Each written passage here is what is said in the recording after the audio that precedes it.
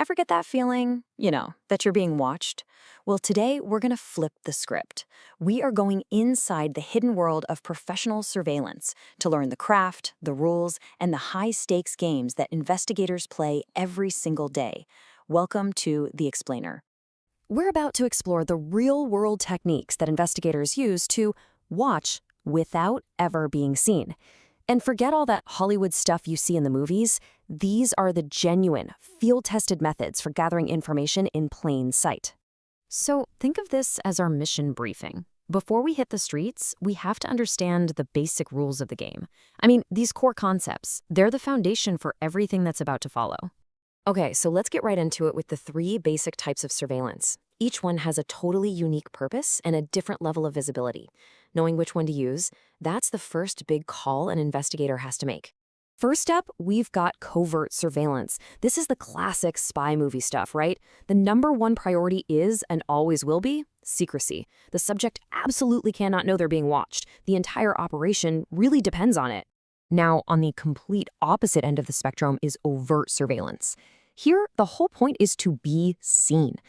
Think of a marked security car parked right outside a building. Its presence alone is the message. It's meant to stop something from happening before it even starts. The surveillance itself is the strategy. And then there's a more subtle tactic, the pretext. This is all about creating a believable cover story, posing as a delivery driver just to see if someone's home, or maybe acting like a city surveyor to get a look at a property. It's about getting information while hiding your true intentions right out in the open. Okay, so now we know the different types. Let's talk about the single most important rule in this entire field. And this isn't just a guideline, you guys. This is a critical legal line that determines everything an investigator can and cannot do. This is it, the reasonable expectation of privacy. This one legal principle dictates everything. It's what protects people in places where they have a right to believe they're not being watched.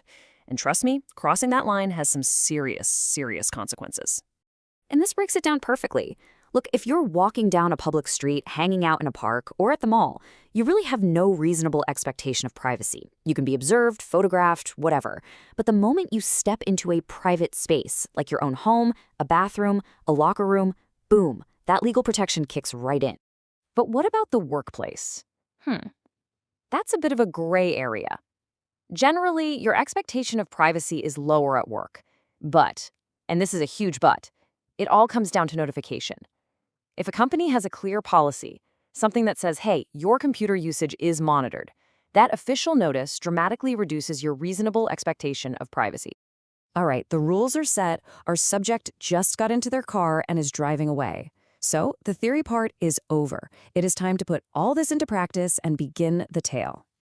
Now, the first instinct for any amateur might be to just jump in a car and start following. This is called a one-person tail, and let me tell you, it's a classic rookie mistake. It is incredibly difficult to pull off. You're either too close and you get spotted, or you hang back and lose them at the first red light. It's basically a recipe for failure. So a much smarter and safer way to do it is the two-person tail. Here's how it works. You've got Agent A, who's the primary follow car, but Agent B isn't following the subject. They're actually following Agent A, maybe a street over. This lets them watch for counter surveillance, like is the subject checking their mirrors way too often? And they can swap roles every so often, so the subject never sees the same car behind them for too long. Pretty smart, right? Now, for a really high-stakes operation, the pros bring out what's called the Leapfrog Method. It's a really fluid dynamic system. Just watch this. When the subject makes a turn, the lead car actually keeps going straight. Then, a second car just seamlessly takes over the lead from that new street. The first car, it just melts back into traffic. It is the gold standard for a reason. All right, our subject just parked their car and is heading into a crowded public square. The game has changed again. The car tail is over. Now it is all about foot surveillance. So when you're on foot, the investigator has a huge choice to make. Is the mission about long-term intelligence gathering? Well, then they'll use loose surveillance. The priority is to avoid getting spotted, even if it means losing the subject for a little bit. But what if the subject just can't be lost, no matter what? Maybe they're about to do something important. Well, then it has to be close surveillance. The risk of getting seen is way higher, but losing them just is not an option. So, after going from the car to the street, what's the big takeaway here? You see, successful surveillance isn't about some fancy gadget or one single trick. It's about mastering a playbook of techniques, knowing the rules of the road, and being able to adapt to any situation on the fly. So let's run through that playbook one last time. It all starts with the law. You have to respect that reasonable expectation of privacy. It requires teamwork because trying to go solo is just a path to failure.